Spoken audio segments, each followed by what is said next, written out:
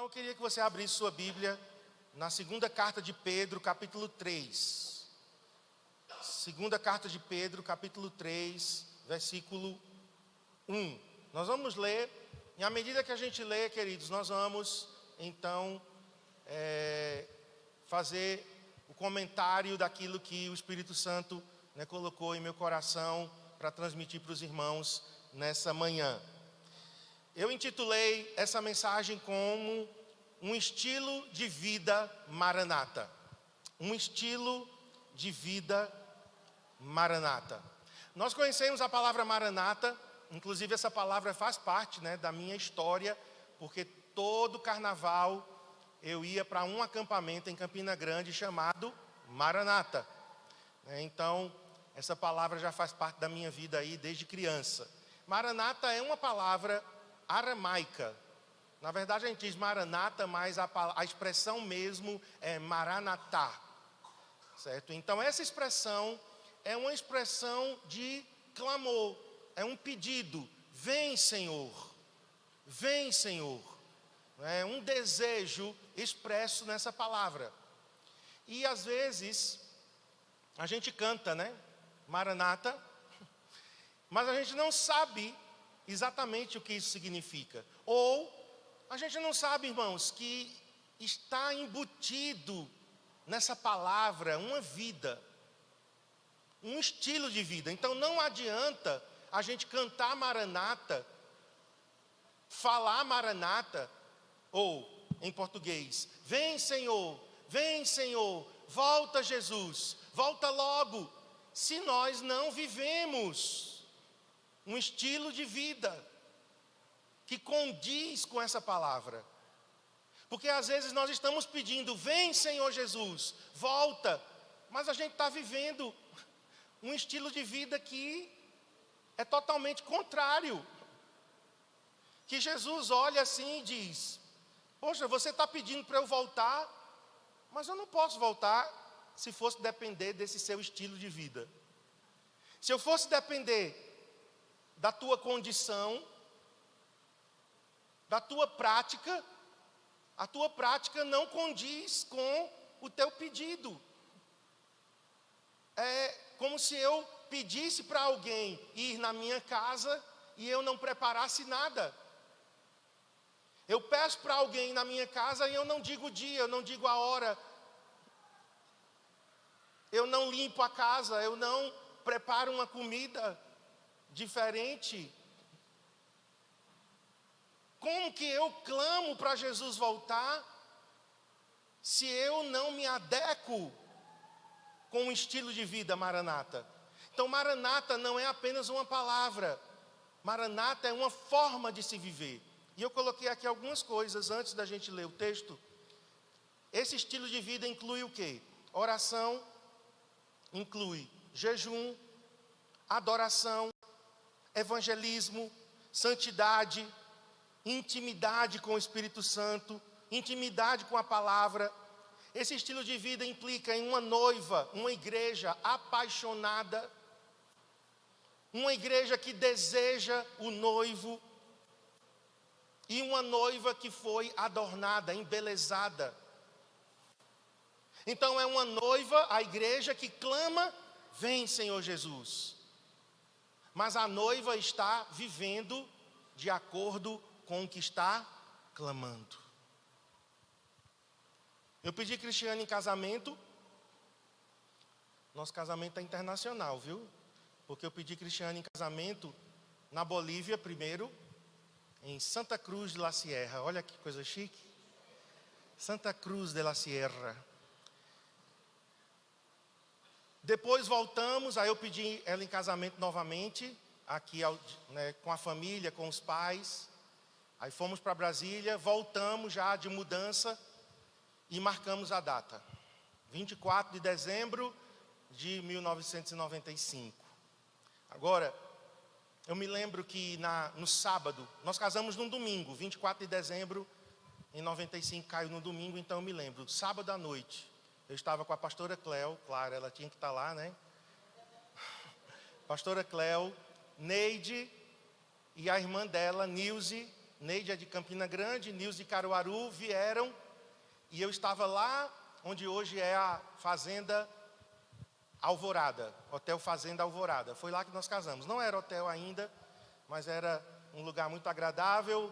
E um dos irmãos que congregavam conosco, ele era filho do dono, e aí ele nos ofereceu aquele lugar. E eu fui lá preparar. Eu fui um noivo bem dedicado. Por quê? Porque a gente queria um casamento estilo judaico.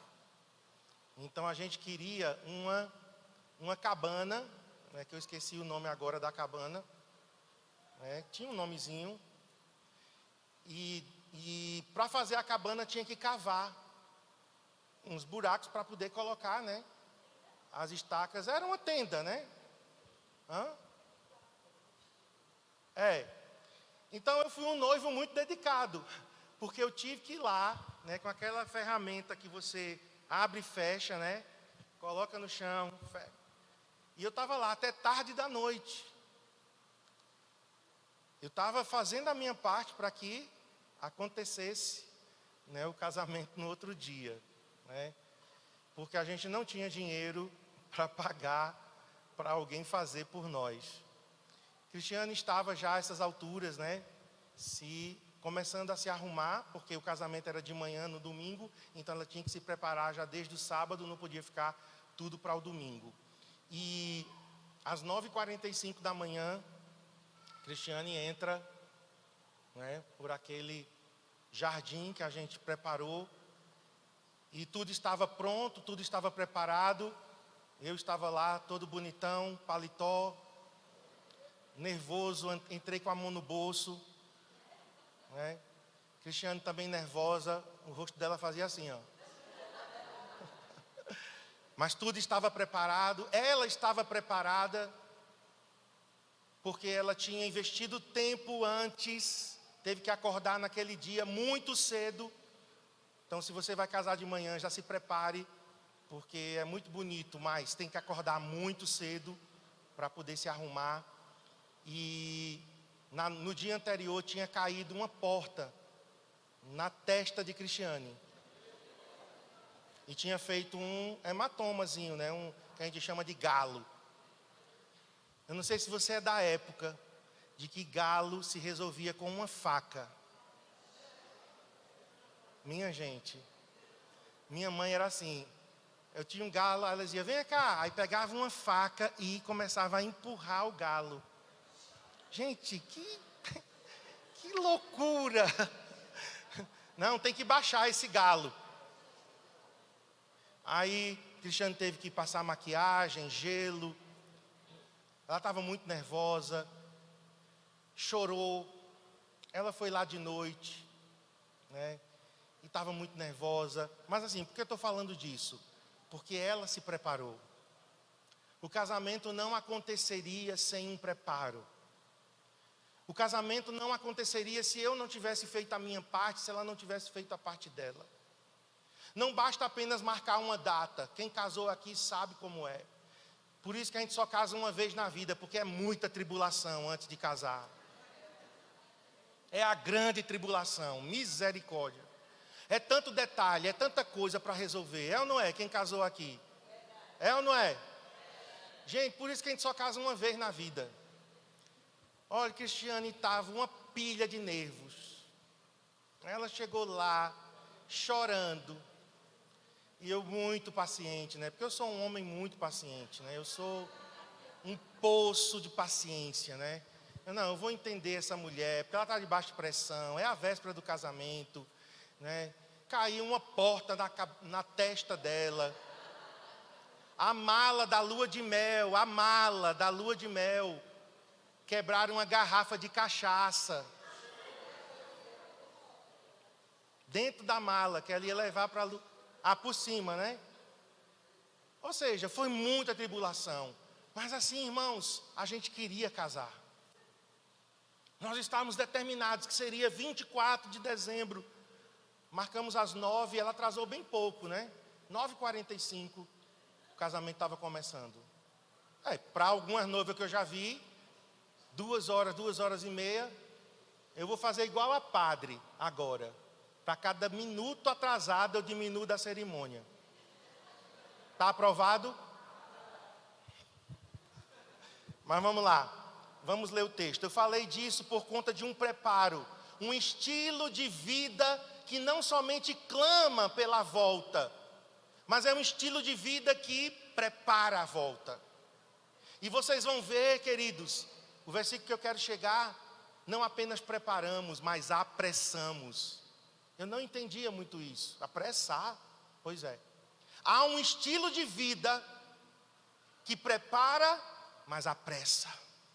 Vamos lá, 2 Pedro 3, verso 1. Amados, esta é agora a segunda carta que vos escrevo. A segunda epístola que vos escrevo. Em ambas, procuro despertar com lembranças a vossa mente esclarecida. Sabe, Pedro está dizendo, olha, tem um propósito em eu escrever. Queridos, tem um propósito em nós pregarmos. Tem um propósito em nós ensinarmos. Por que um pastor prega? Por que um pastor ensina? Por que Pedro aqui está dizendo, eu escrevi já 2 cartas? Porque eu procuro despertar. E hoje eu estou nessa missão de Pedro também. E todas as pessoas que passam aqui nesta plataforma têm este compromisso de despertar você.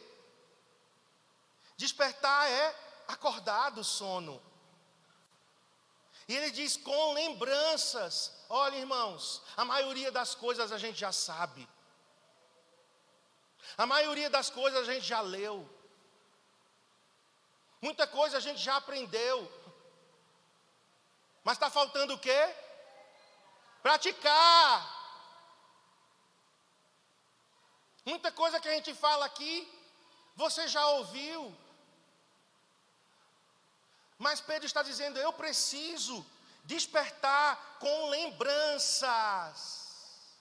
Por isso que a gente repete, irmãos. Olha, queridos, tem coisas que eu só repito porque eu sei que eu tenho um encargo da parte de Deus. Tem coisas que a gente só insiste porque a gente tem um encargo da parte de Deus. Eu confesso para os irmãos que às vezes tem coisas que eu digo assim, meu Deus, eu vou ter que falar isso de novo. E o Espírito Santo diz, sim, você vai falar, porque você tem um compromisso comigo. Você tem um compromisso com a minha palavra. Você tem um compromisso com o meu reino, com a minha igreja. Você não está fazendo isso por você. Porque, irmãos, às vezes se torna cansativo. Só sabe quem repete. Educar filhos, às vezes. Meu Deus. Arruma o quarto. Roupa suja no cesto. Guarda esse sapato dentro do guarda-roupa. Quando levantar, arrume sua cama. Escove os dentes. Tome banho hoje.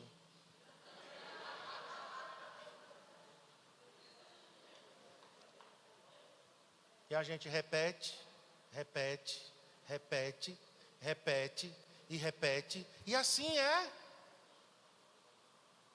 E Pedro está aqui nessa categoria. Eu estou despertando vocês com lembranças. Mas ele termina com um elogio. Ele começa com um elogio, amados. Ele usa a palavra amados, que é uma palavra carinhosa, que é uma palavra de elogio. E ele termina com um elogio. Pedro já sabia o princípio do sanduíche. Elogio, correção, elogio. E Pedro diz, eu quero despertar vocês com lembranças. Mas ele diz, mas a vossa mente, o que é que está escrito aí? Esclarecida. Olha para mim.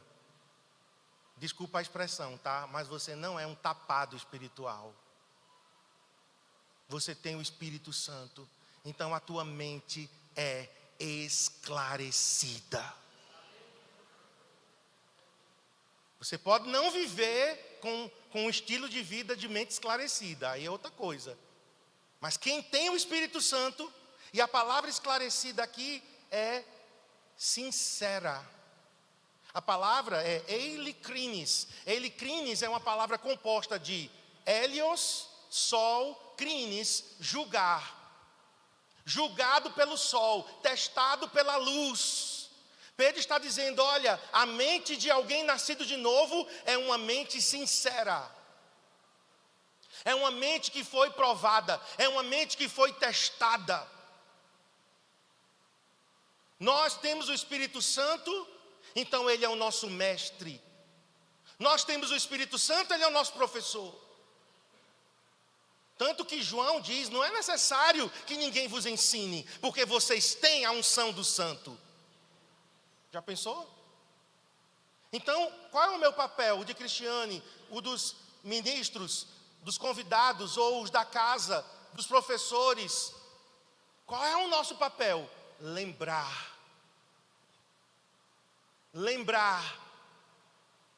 Mas você tem o compromisso de ler. Você tem o compromisso de estudar as Escrituras, de deixar que o Espírito Santo fale com você. Nós apenas lembramos, nós facilitamos. Mas é você que vai em busca, porque ele está dizendo, vocês têm mente esclarecida. Eu vou ler aqui na NVT, esse mesmo versículo. Amados, esta é a minha segunda carta a vocês, e em ambas procurei refrescar sua memória. Refrescar a sua memória e incentivá-los a pensar com clareza. Nossa mente é esclarecida, você precisa ter consciência disso. Nasceu de novo, tem o Espírito Santo, então o Espírito Santo te esclarece. O Espírito Santo fala contigo. E nós vamos apenas trazer a lembrança daquilo que Deus vem falando com você.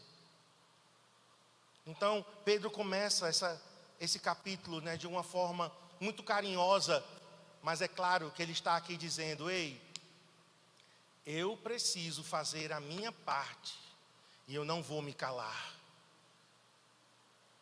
E eu tenho pedido ao Senhor, me fortalece, Senhor, fortalece a Cristiane, para que a gente não desista, para que a gente não pare, para que a gente não abra mão. Nós vamos perseverar, Senhor, na palavra, no ensino, repetindo, nós vamos insistir. E só fazemos isso, Deus, por você, pelo seu reino.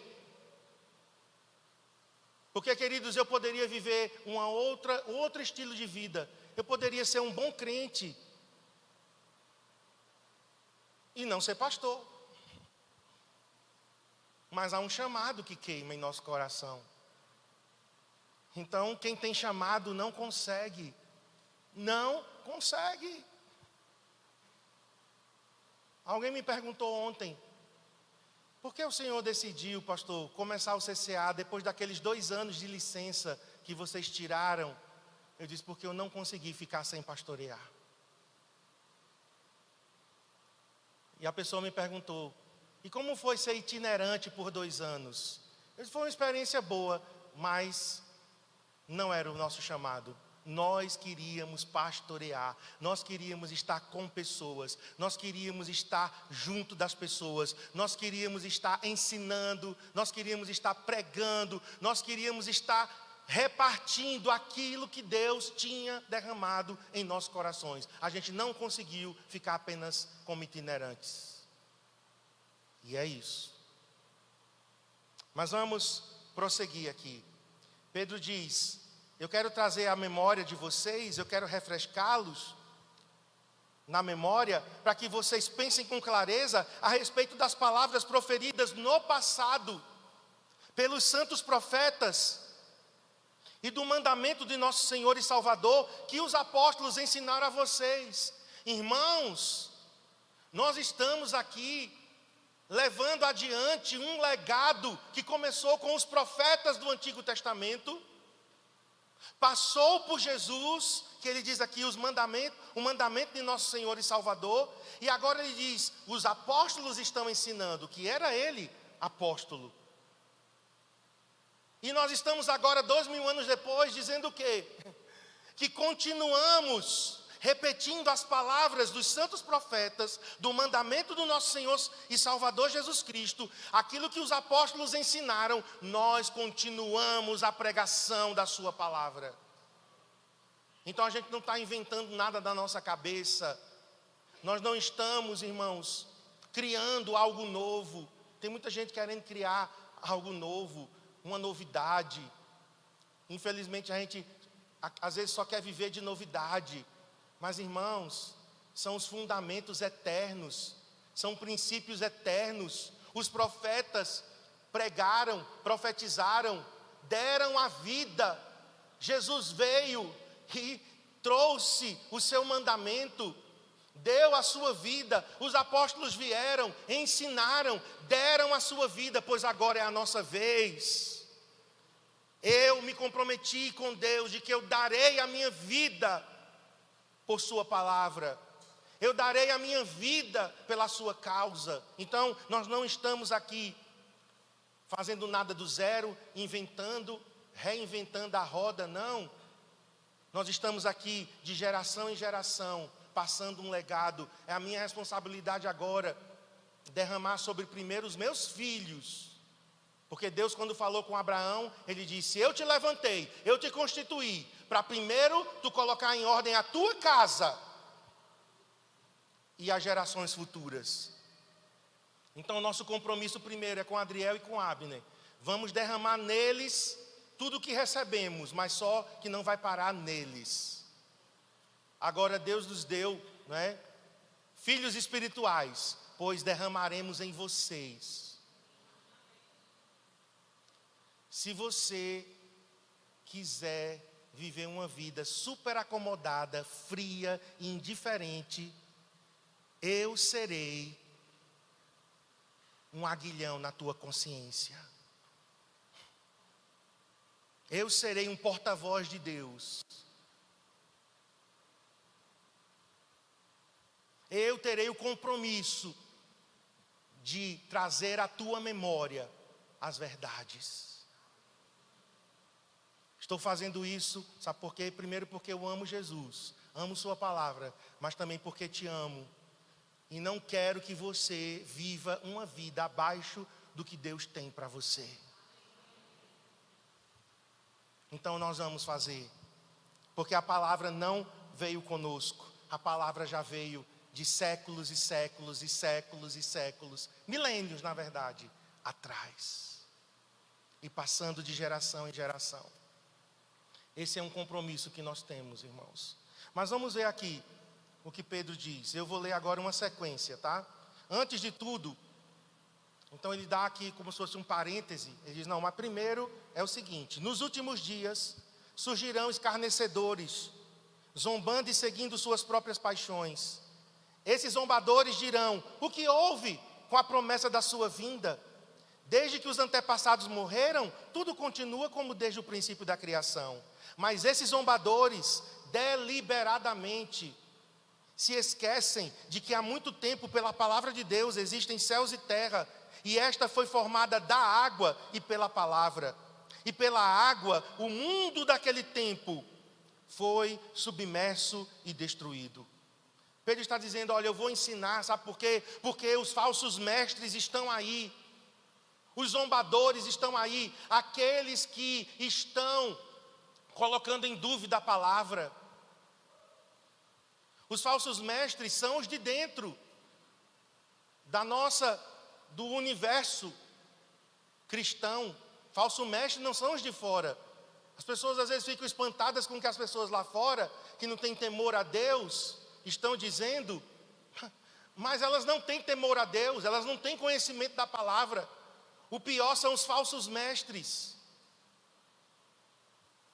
os falsos ensinos, as heresias. Por exemplo, um dos falsos ensinos de hoje é a hipergraça, Sabe o que significa isso? Deus já perdoou todos os nossos pecados, passado, presente e futuro. Ou seja, você pode pecar que já está perdoado. Viva a sua vida do jeito que você quer, porque Deus já lhe perdoou. Isso está sendo pregado hoje. E eu poderia aqui fazer uma lista de falsos ensinos. Por isso Pedro está dizendo, os zombadores estão aí, os falsos mestres estão aí. Então nós temos que ensinar a verdade.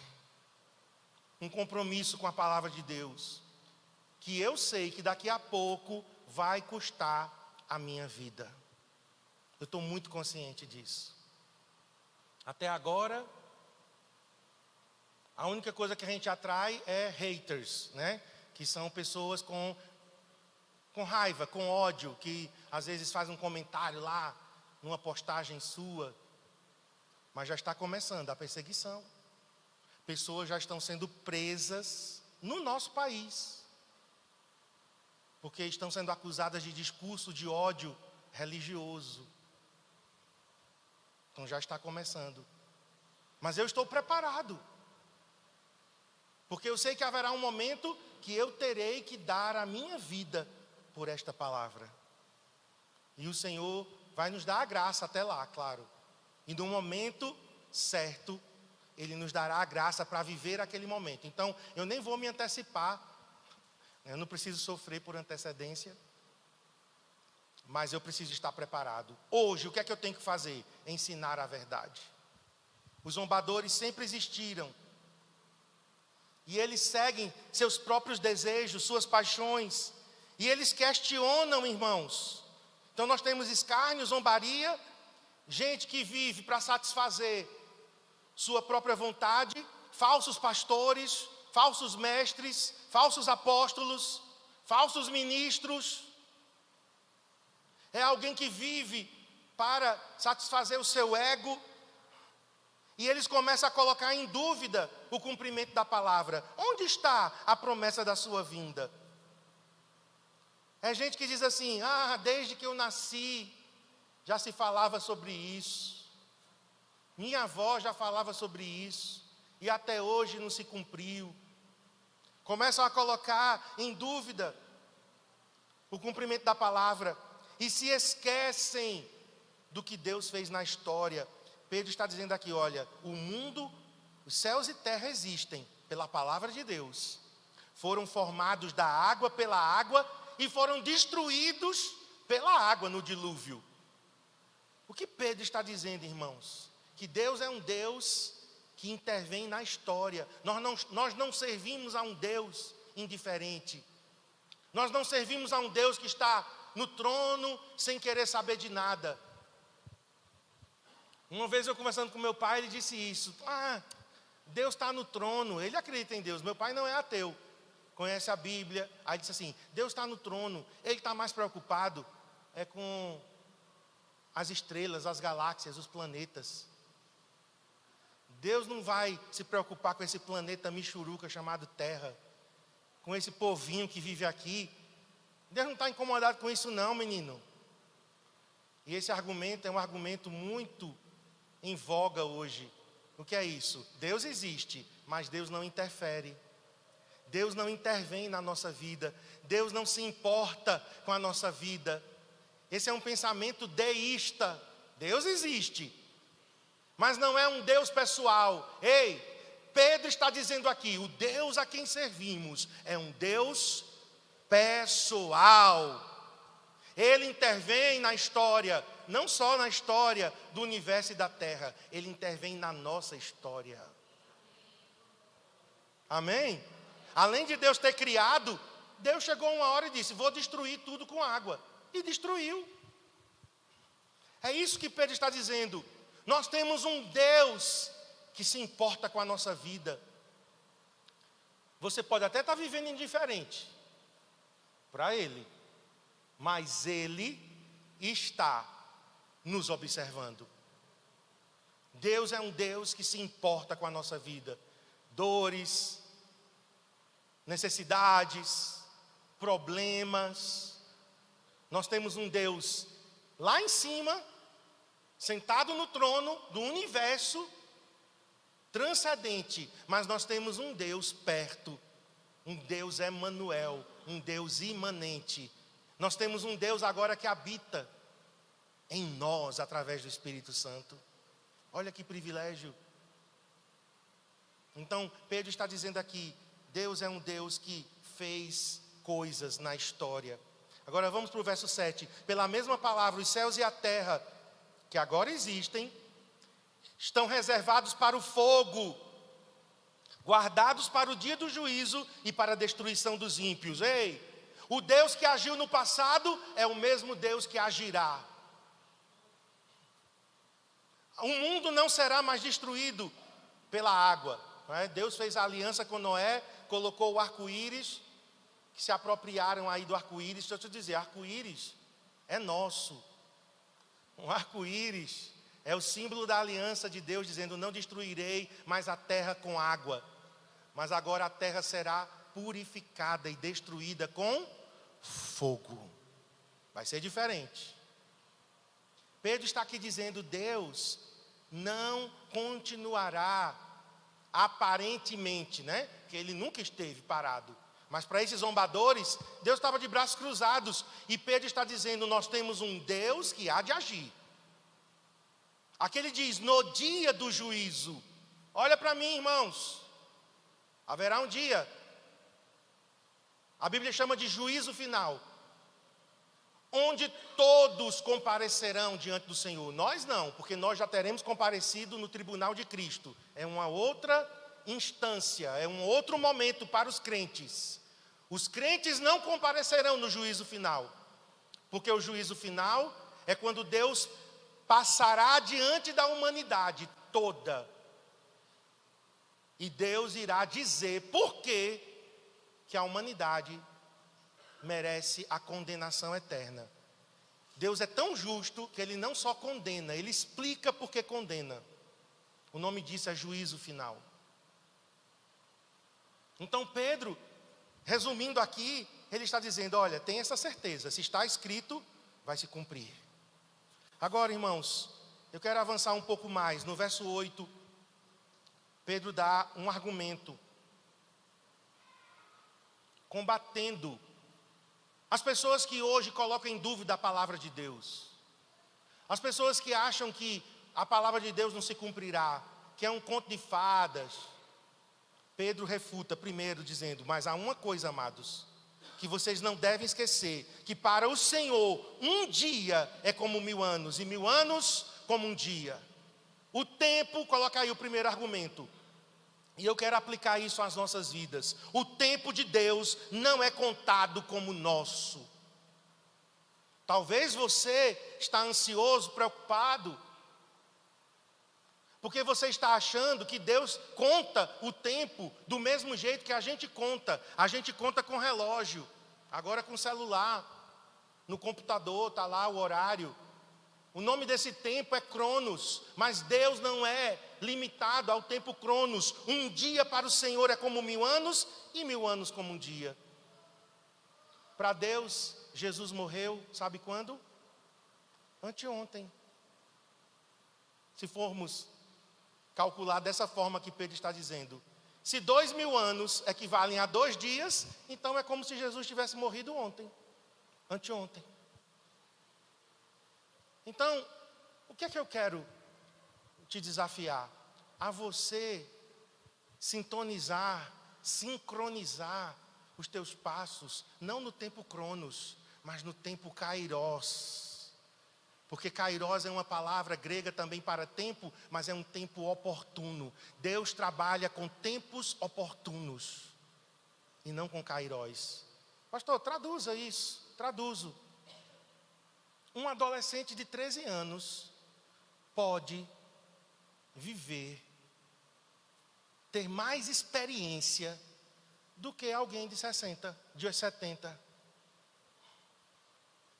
Quando eu converti, sabe qual foi a palavra que Deus me deu? Fiquei até assim, né, constrangido. Poxa Deus, eu me lembro. O Senhor disse, você vai ser mais sábio do que seus mestres. Eu confesso para os irmãos que Deus me deu no Salmo 119. Você vai ser mais sábio do que os seus mestres. Você vai mais adiante do que os seus professores. Ele disse, não sou eu que estou dizendo de mim não, tá? Porque eu detesto essa autopromoção. Deus me disse, eu disse, Deus? Eu? Por quê? Porque você tem fome, porque você tem sede, porque você me quer.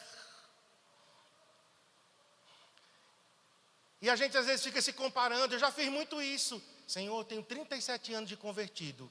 Pastor fulano tem só 20. E ele está mais adiante do que eu. Aí Deus diz, sim.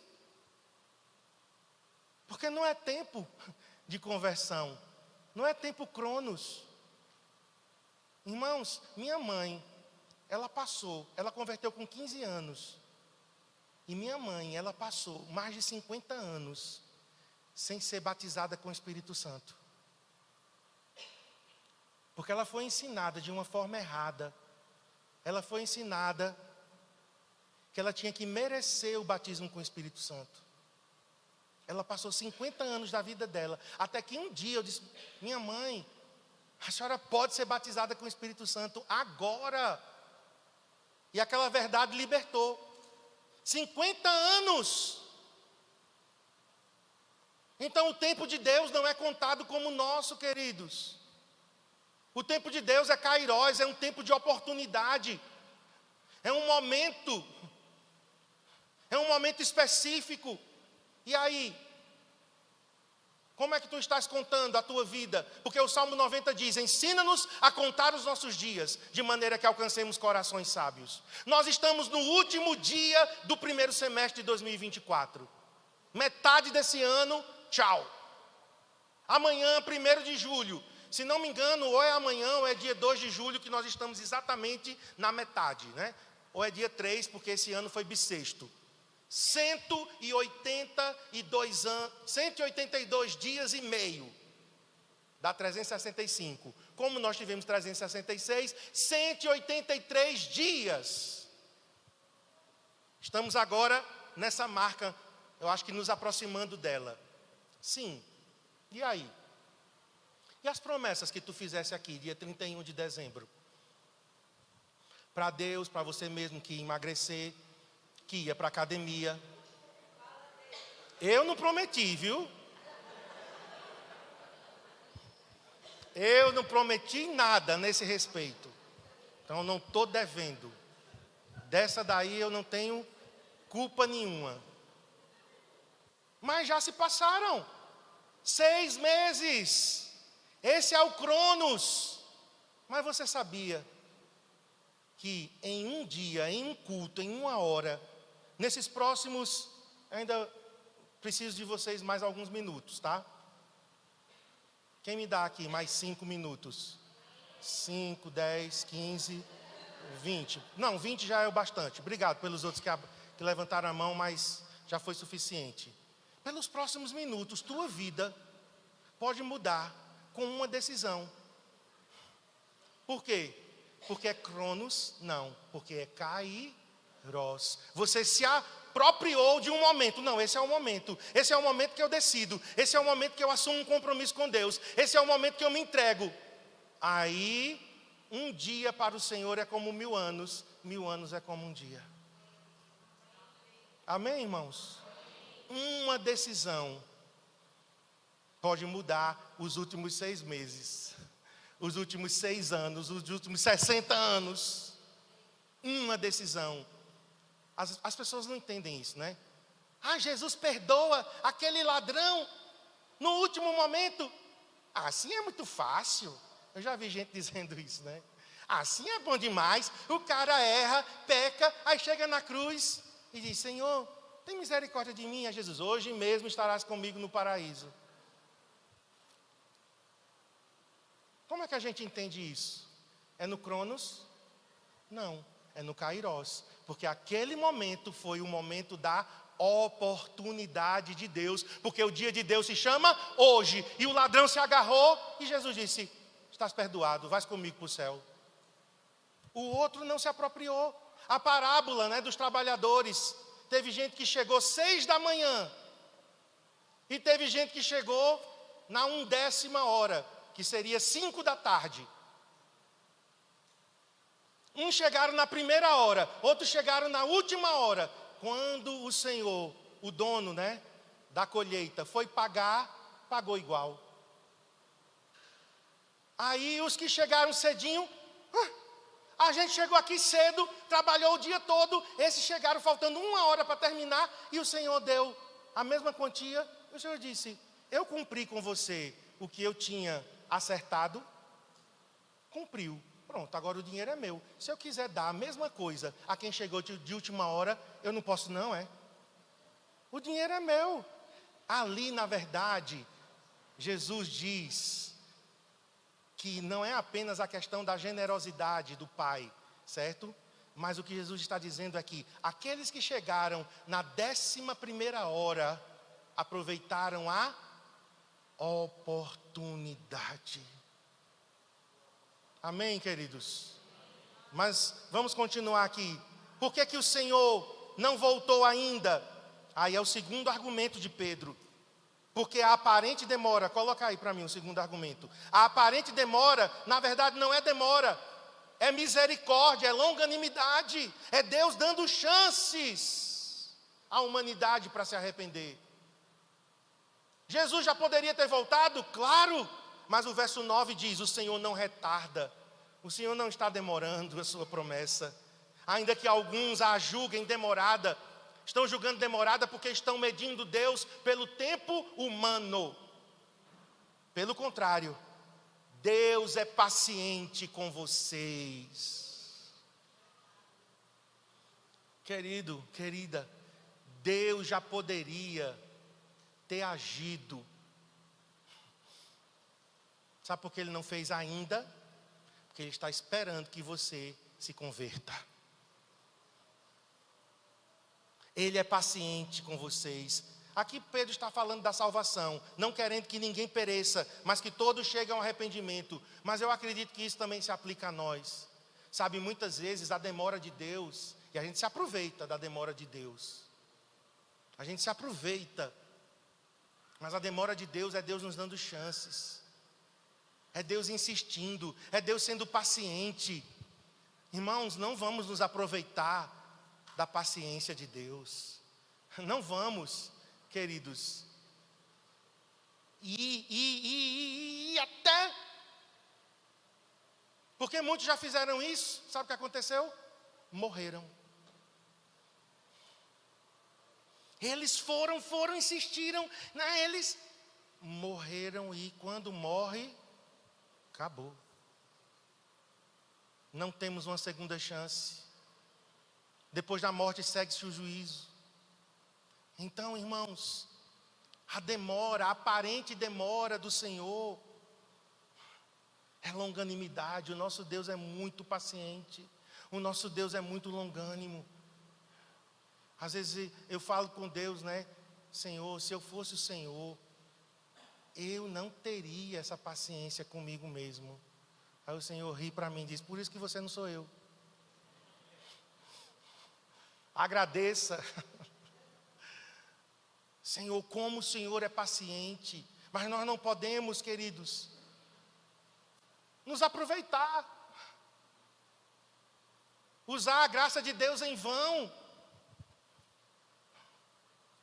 Podemos morrer a qualquer momento, gente. Como nós somos pós-tribulacionistas, eu não vou dizer que Jesus pode voltar a qualquer momento. Mas eu posso dizer que a tribulação pode acontecer a qualquer momento. Mas morrer, nós podemos morrer a qualquer momento. Eu vi alguém me dizendo: pastor, um amigo meu estava voltando de Caruaru. Ele estava a alguns metros da casa dele. Metros. Depois eu fui lá olhar o local onde foi o acidente. Metros, gente. De madrugada ele bateu num boi, um cavalo, morreu. Ele andou 99 quilômetros, tranquilo. No último quilômetro, para entrar para a casa dele, bateu no cavalo e morreu. Eu fiquei pensando nisso. Eu sou muito assim, de ficar pensando, né? Eu já passei por esse cavalo algumas vezes lá na pista. Ontem eu passei por ele, eu digo, aqui. Meu Deus! Essa pessoa imaginava que andaria 99 quilômetros, que nos últimos metros, antes de entrar para casa, morreria? Claro que não. Claro que não. E nós, gente? Eu vou parar aqui. Vou fazer igual a Cristiane agora. Vou dividir em duas partes. É que vai ter a ceia do Senhor, né? A gente vai terminar com a ceia agora. Mas eu vou parar aqui. No verso 9, nesse segundo argumento. A demora de Deus não é demora, é misericórdia. Só que a gente não pode se aproveitar da misericórdia de Deus. Às vezes a gente, como pais e mães, né? A gente fica dando chance aos filhos, né? E o filho é ninja, né? Filho sabe. Você está dando chance, aí ele vai se aproveitando. Às vezes eu digo a Cristiane, não tem mais chance. Se a gente der mais uma chance, ele vai querer mais uma, e ele vai achar que vai ter chances ilimitadas. Mas na vida não tem chance ilimitada. Só temos uma vida e ela logo passará. Aquilo que fizermos por Cristo permanecerá. O tempo de Deus se chama hoje. Cristiano não gosta quando eu falo isso, mas é verdade. Eu posso morrer pregando. Ela, está amarrado, quebra essa palavra. Repita comigo agora.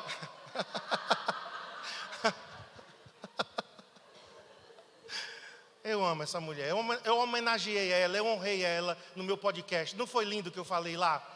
Foi demais, foi demais.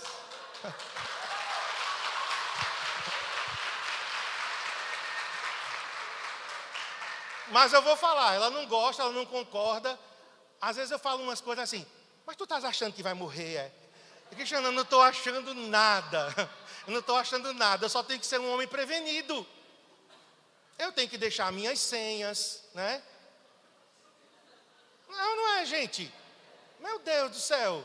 Eu tenho que deixar a senha, eu tenho que deixar já tudo assim, olha. Se eu morrer, você faz isso, você dá a entrada nesse processo, né? Você vai ter tal aposentadoria, você tem um seguro de vida de $1.500.000. Eu tenho que falar.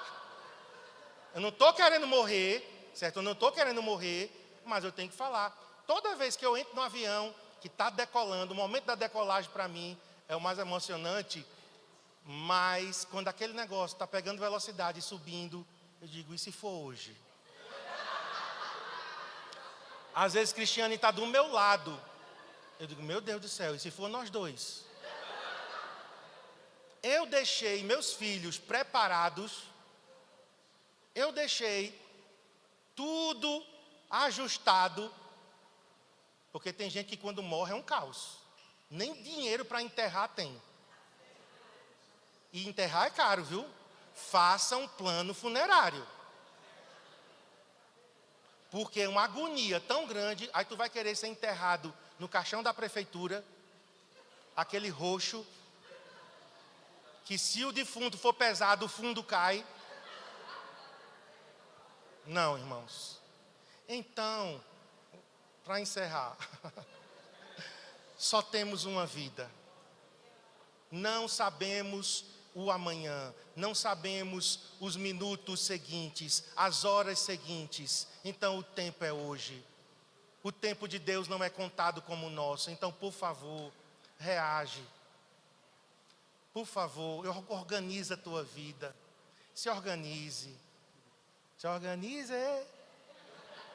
Se organize. Para de ficar lidando com a graça de Deus assim, de forma irresponsável, vã. Não, Deus vai me dar mais uma chance. Olha aí, Deus me abençoou essa semana. Aleluia, eu posso continuar. Faça isso não. Não faça isso. Nós não podemos viver essa vida assim, nos aproveitando da graça de Deus. Paulo faz esse apelo: não recebam a graça de Deus em vão. A aparente demora não é demora, é misericórdia. É Deus dando uma nova chance. Então vamos orar nesse momento, né? Fique em pé, eu vou chamar já a Cristiane. Nós vamos terminar com a ceia do Senhor agora. Os irmãos que vão servir a ceia, rapidinho.